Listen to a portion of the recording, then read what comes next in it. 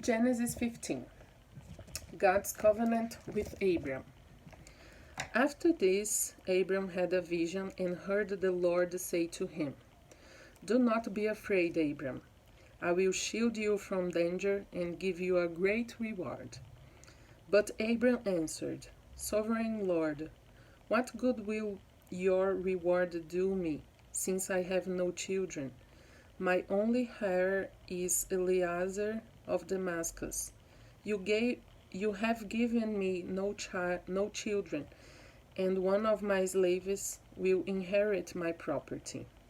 Eliezer was his slave. Then he heard the Lord speaking to him again.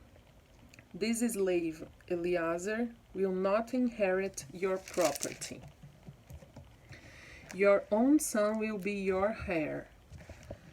The Lord took him outside and said, "Look at the sky and try to count the stars. You will have as many descendants as that."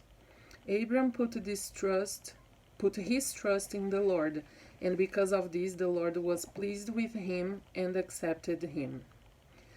Then the Lord said to him, "I am the Lord who led you out of Ur in Babylonia to give you this land as your own."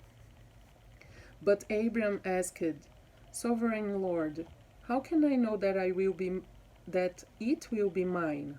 He answered, "Bring me a cow, a goat, and a ram, each of them 3 years old, and a dove and a pigeon."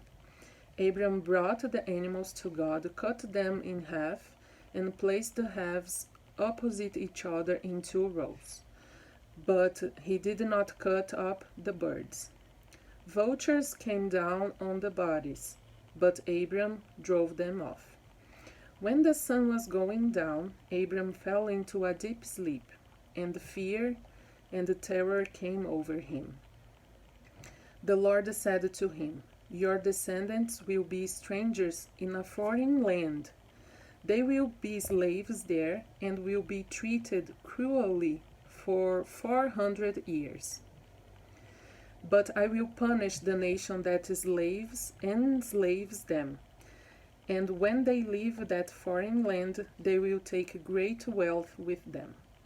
You yourself will live to a ripe old age, die in peace, and be buried. It will be 4 generations before your descendants come back here, because I will not drive out the Amorites until they become so wicked that they must be punished." When the sun had set and it was dark, a smoking fire pot and a flaming torch suddenly appeared and passed between the pieces of the animals. Then and there the Lord made a covenant with Abram. He said, "I promise to give your descendants all these lands from the border of Egypt to the Euphrates River, including the lands of the Kenites, the Kenizzites, the Kadmonites, the Hittites, the Perizzites, the Rephaim, the Amorites, the Canaanites, the Girgashites, and the Jebusites." Verse 6. Abram put his trust in the Lord, and because of this the Lord was pleased with him and accepted him. When we trust the Lord, He gets pleased with us. So when He says something to us, we must trust Him. He will do it. If He said something will be done, make sure you trust Him.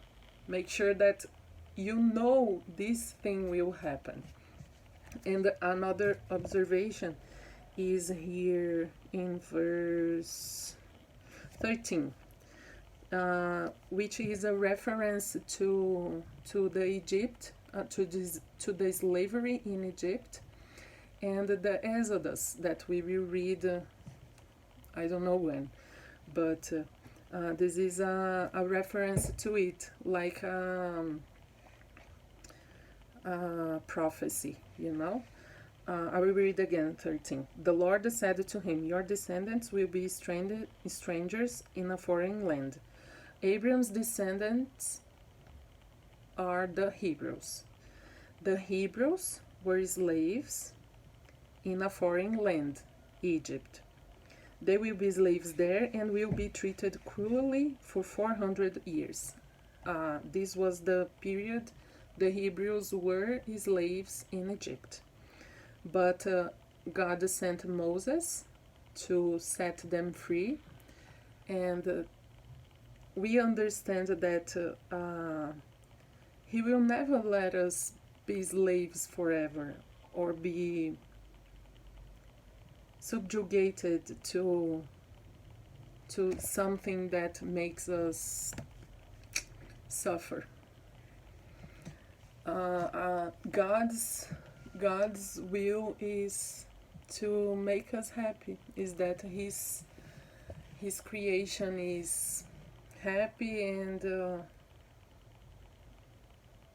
trust, and that we trust Him for His promises and for what He has for us. Moving on to chapter 16.